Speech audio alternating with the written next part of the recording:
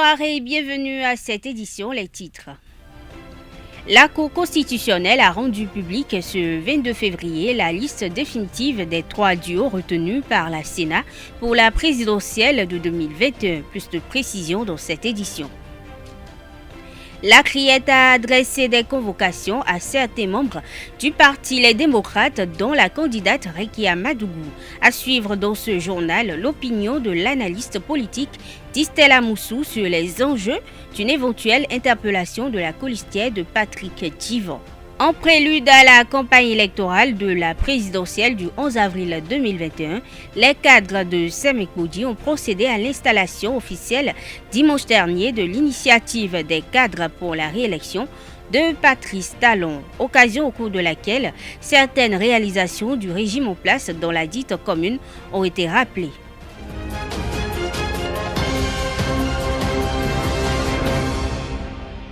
À nouveau, bonsoir. Depuis quelques jours, plusieurs responsables du parti politique, les démocrates, sont convoqués à la Brigade économique et financière BEF et à la Cour de répression des infractions économiques et du terrorisme CRIET. C'est dans le cadre d'une enquête judiciaire ouverte afin de voir clair dans une affaire dite de tentative de sabotage du scrutin présidentiel du 11 avril prochain. Ainsi, depuis quelques heures, circule sur les réseaux sociaux une convocation de la candidate Rekia Madougou dans le cadre de la dite enquête. À cet effet, ZAE TV s'est rapproché de l'analyste politique Distel Amoussou afin de savoir plus sur les enjeux d'une éventuelle interpellation de Rekia Madougou, qui est une cadre de haut niveau dans l'administration Fort Yassingbe. Je vous invite à suivre Distel Amoussou au micro d'Abdelkader Achirou. Vous parlez d'interpellation, moi je n'ai pas encore la moindre preuve de son interpellation. Oui, il y a des bruits qui circulent. Et il y a qu'au niveau de la Criette, certaines personnes proches de Mme Rekia Madougou sont convoquées et écoutées, certainement dans le cadre d'une enquête judiciaire. Alors, je ne suis donc pas fondé à vous dire les tenants et les aboutissants. Maintenant, en tant qu'analyste, moi, la question que je me pose est celle-ci. Madame Rekia Madougou est certes béninoise d'origine, mais aujourd'hui, elle a un statut particulier. Elle est diplomate togolaise.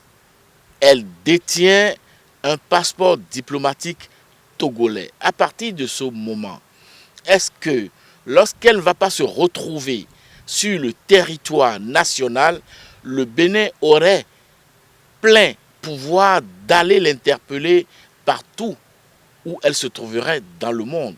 Est-ce que le Bénin serait à même de décerner par exemple un mandat d'arrêt international contre Dame Rekia Madougou? Je ne sais pas, je ne suis pas un érudit de la matière, mais je me pose des questions. Parce que son statut de diplomate lui confère des privilèges, mais aussi l'humilité diplomatique. Alors, elle est au cabinet d'un pays voisin, elle est au cabinet du chef de l'État de la République du Togo, n'est-ce pas? Elle est conseillère et elle détient le passeport diplomatique de ce pays-là.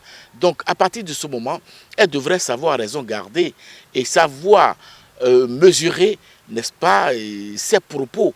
Parce que, sous d'autres cieux et en d'autres circonstances, les propos d'un diplomate sont facilement assimilables à la position officielle de l'État qui l'accrédite, du pays qui l'accrédite. Alors, à partir de ce moment-là, je crois que d'abord, sa candidature, qui pour moi est de bon droit parce que citoyenne béninoise d'origine, elle était dans ses bons droits de candidater. Maintenant, à partir du moment où sa candidature n'a pas répondu, n'est-ce pas, aux exigences légales et qu'elle a été recalée, elle devrait pouvoir mesurer ses propos. Parce que nous sommes, le Togo et le Bénin, des pays frères, des pays voisins et des pays amis. Et puis, nous devons rester amis, nous devons rester frères. À partir de ce moment, je crois que ces propos, les propos de Madame Rikiat Madoukou, pourrait créer des soucis diplomatiques à nos deux États dans le futur si une gestion intelligente ne se fait pas de l'actualité aujourd'hui. C'est officiel. Depuis ce lundi soir, 3 duos de candidats sont en lice pour l'élection présidentielle du 11 avril 2021 au Bénin. Il s'agit de Alassane Soumanou, Paul Roukbe, Patrice Talon, Mariam Chabi Talata et Corentin Korwe Irénée Agossa. La Cour constitutionnelle a rendu publique la liste définitive des candidats après le dépôt des rapports des médecins commis pour la visite médicale de ces potentiels candidats retenus par la Sénat. La Cour a par ailleurs rejeté après examen plusieurs recours en invalidation ou en rétablissement de candidature. Les cadres de Semek-Boudi affûtent leurs armes en prélude à la campagne électorale de la présidentielle du 11 avril prochain. Ils comptent vanter les résultats probants du premier quinquennat du régime en place aux populations des 55 villages de la commune regroupés dans l'initiative des cadres pour la réélection de Patrice Talon. Ils ont exposé le dimanche dernier quelques-unes des réalisations de leur leader charismatique pendant les 5 dernières années lors de l'installation de la coordination communale du mouvement au centre des jeunes de Semek-Boudi. Suivez le trésorier général du bureau communal de l'ICR, PT Saliou Soumanou, pour plus de détails. Nous pouvons dire aujourd'hui avec fierté que le Bénin a gagné en électricité, en la fourniture d'énergie électrique. Nous avons conjugué le délestage au passé. Nous n'avons plus de délestage de 5 heures de temps, de 10 heures de temps, de toute une journée de 24 heures, on n'en a plus. Et aujourd'hui, le gouvernement béninois, le Bénin, est dans l'optique à vendre l'énergie à d'autres pays. C'était le contraire avant, mais aujourd'hui, c'est nous qui voulons vendre. Nous pouvons aller aussi dans le domaine de l'éducation. Il y a les cantines scolaires pour nos petits-enfants, pour nos jeunes frères. Donc nous nous disons bravo, un grand bravo.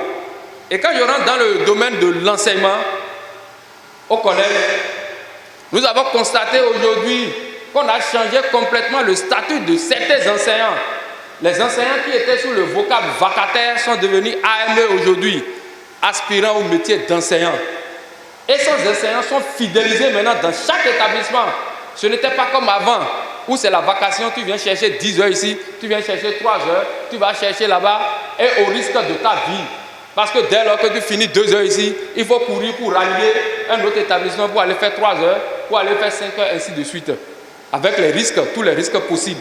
Aujourd'hui, ce n'est plus ça. Cette catégorie d'enseignants sont fidélisés maintenant. Ils sont fixés dans chaque établissement donné. Ils ont un quota horaire donné et ils sont payés permanemment, de manière mensuelle. C'est aussi une réalisation du PAG, une réalisation du président Patrice Talon. Les subventions sont placées à bon moment dans ces établissements-là, de Semek-Boudi également, ce que tous les autres établissements bénéficient. Nous ne pouvons que féliciter, remercier et pour demander à ce président de continuer alors dans cette dynamique-là. La population de Semek-Boudi aussi est impactée. Et j'aurais appris qu'en le directeur de microfinance, le directeur national de microfinance était passé dans la commune de Semek-Boudi pour vulgariser, n'est-ce pas, ce projet-là, pour parler de ce projet-là. Et qu'aujourd'hui, tu n'as même plus besoin des tracasseries pour qu'on t'octroie ce crédit-là. Les femmes, aujourd'hui, ont l'argent sur leur portable. Et à peine, vous déboursez à peine 300 ou 400 francs. Et c'est des prêts sans intérêt. Les femmes de Semek-Boudi aussi en ont reçu. Renforcement du capital humain. C'est un projet très ambitieux et très très important. Ça va nous permettre qu'on soit pris en charge quand nous serons malades. Parce que ce n'est pas facile. Ce n'est pas facile. Le Béninois, dans son ensemble, n'arrive pas à faire la part des choses pour qu'au moment opportun, je puisse économiser quelque part là, et quand la maladie va me prendre, je vais aller toucher ce fonds-là pour me faire soigner. La maladie ne prévient pas, donc le projet Arche est là.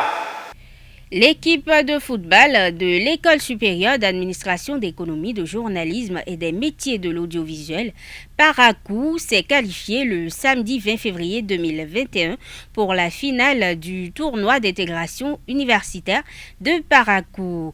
Elle a écrasé en demi-finale son homologue d'Irgib Africa 5-0 et va affronter HECM pour le Graal de la 7e édition de la compétition le 7 mars prochain. Suivez le récit du carré d'As avec notre confrère de Nord Bénin TV, Alfred Adjoma-Bossou. Le tournoi de brassage entre les universités privées de la ville de Parakou a donné l'identité de ces deux finalistes ce samedi 20 février au stade de Parakou. À l'issue de deux belles confrontations riches en buts et en duels de haut niveau, deux universités sortent la tête de l'eau. En première heure, l'université ESAE s'est qualifiée après une large victoire 5-0 face à ses homologues de Irgib Africa. C'est la demi-finale. Même si on gagne à 1-0, je devrais être content. D'autant qu'on a marqué 5 buts et la joie est immense. Dans le football, il y a un gagnant et un perdant. Ce n'est pas qu'on ne s'est pas entraîné, nous sommes bien entraînés. La formation a pu montrer ce qu'ils ont de plus meilleur que nous et c'est ça donné. Dans une rencontre très tendue et physique, HECM termine joyeuse en battant 1-0 les Coursonou qui n'ont pas démérité. Je suis vraiment très content de mon équipe, même s'il y a quelques ratés par rapport à notre gars. Je pense qu'on a essayé de faire l'essentiel afin de pouvoir obtenir notre but. Et le but, c'était d'arriver en finale. Au début, on a eu à jouer de notre manière. On a posé le jeu, mais c'est le football. On prend ça sportivement. Et la prochaine fois, on fera mieux. Et on a eu beaucoup d'occasions de perdre. On a eu des coups francs, vraiment, c'est le coup franc précis, mais on n'a pas eu à travailler ça aux entraînements. Si vraiment on avait eu à travailler ça aux entraînements, on pouvait mieux faire que ça. La finale de cette compétition initiée par Kadri Batagandé pour orienter les parents et les apprenants vers les merveilles des formations techniques et professionnelles se jouera le 7 mars prochain. Pour l'instant, les petits plats sont en train d'être mis dans l'écran pour réussir cette dernière phase. La date de finale est prévue pour le 7 mars. Le 7 mars prochain. Tout l'arsenal est en train d'être pris en compte pour que la finale soit quand même effective et dans de très bonnes ambiances. Puisque l'entrée est libre et gratuite, mais il y a une sécurité au niveau de la porte pour que ceux-là qui doivent entrer puissent avoir leur cache-nez à portée de main.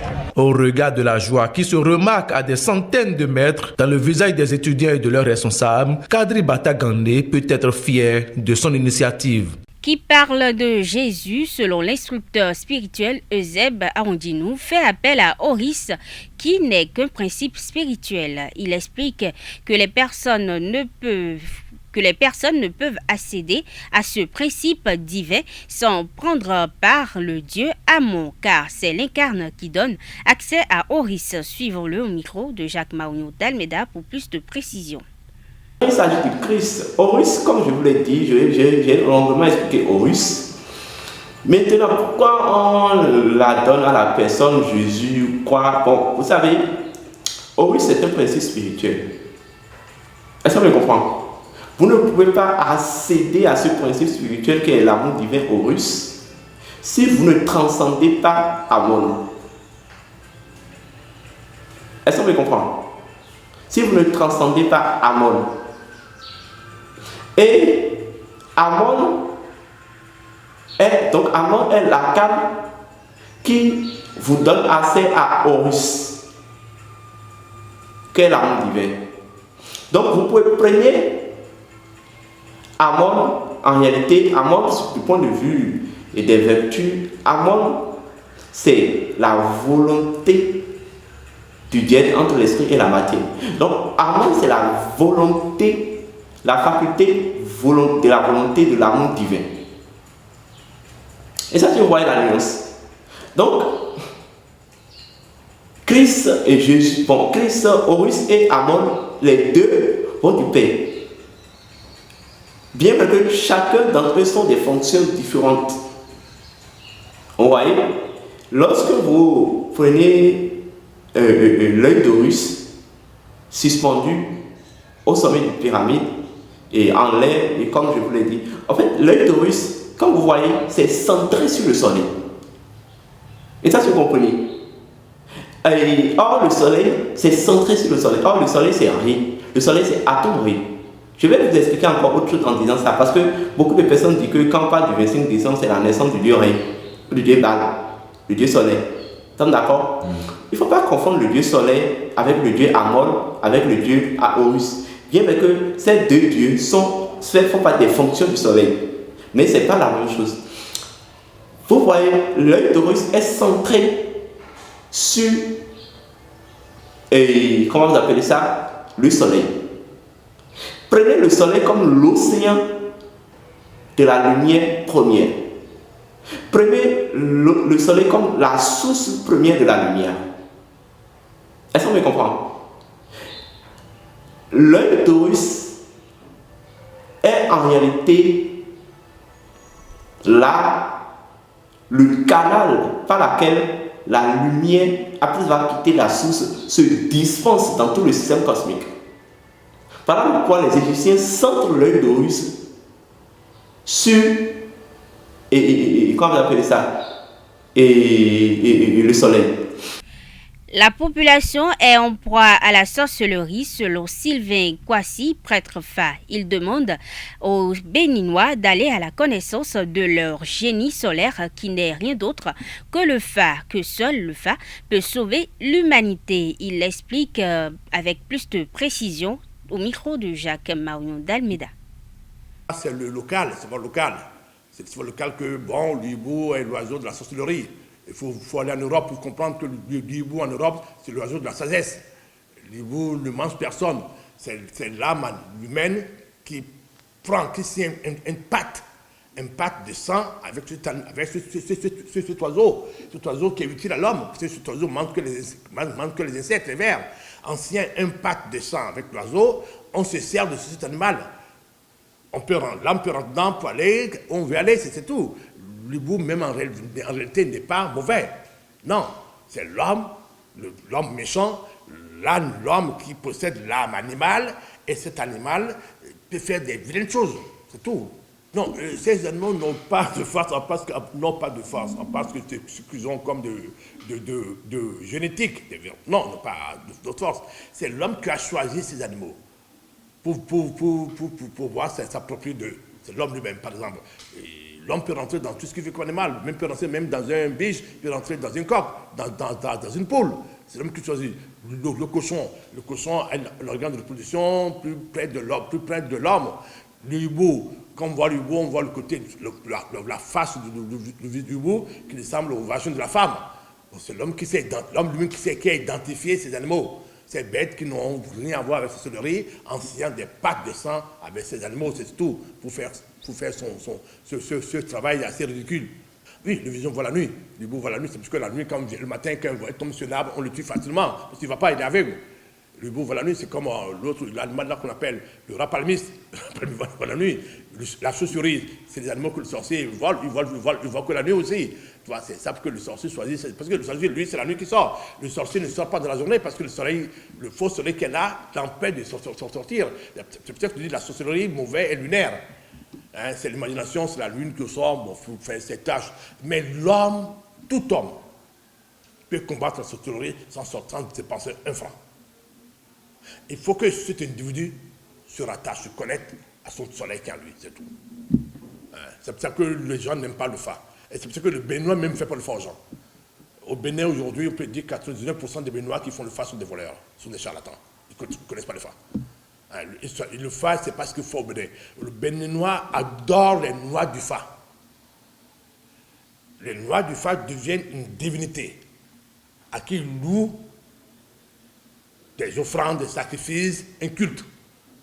Tu vois, on lave le noix de Fa, on chante pour lui, on prépare pour lui, on adore le noix. Les noix c'est pas le Fa. Les noix sont des supports d'interrogation. En Chine, on emploie des bâtons, d'autres emploient des pièces, d'autres peuvent le faire ailleurs. Mais ici, on adore les noix. Le Béninois ne va pas au Fa pour se connaître qui il est. Le Béninois va au Fa pour identifier quelles sont les forces des éléments, quels sont les lâches-chics, quels sont les orishas qu'il a offensés. Donc c'est parce que tous nos rituels du Fa, c'est toujours des sacrifices des animaux à ces entités qu'on appelle les fétiches, qu'on appelle les vaudous, élémentaire. Voilà, c'est pas la même chose. Le Fa n'est pas solaire au Bénin. Alors que le Fa est solaire. Le Fa est ce qu'on appelle le temple de Delphes. On va au Fa pour se connaître son étoile, connaître son parcours, connaître sa légende personnelle, connaître son bouclier de David. C'est ça le Fa. Que le Fa qu'on fait au Bénin, c'est lunaire. C'est attaché au fétiche. Ça ne sauve pas. Ça ne sauve pas le Bokon lui-même pour que ça sauve l'autre. Une patrouille du commissariat du 8e arrondissement de Cotonou a interpellé un individu dans la nuit du samedi du 20 février au quartier Agonticon à Cotonou. Ce dernier portait 2 sacs dont la fouille a permis de découvrir plusieurs objets. 7 téléphones portables, 3 cartes SIM, une somme de 95 500 francs CFA, une carte d'identité nationale et un permis de conduire appartenant à quelqu'un d'autre. La police a ouvert une enquête complémentaire à cet effet. Mesdames et messieurs, c'est sur cette note que prend fin cette édition. Merci de l'avoir suivi. Bonne suite de soirée à toutes et à tous.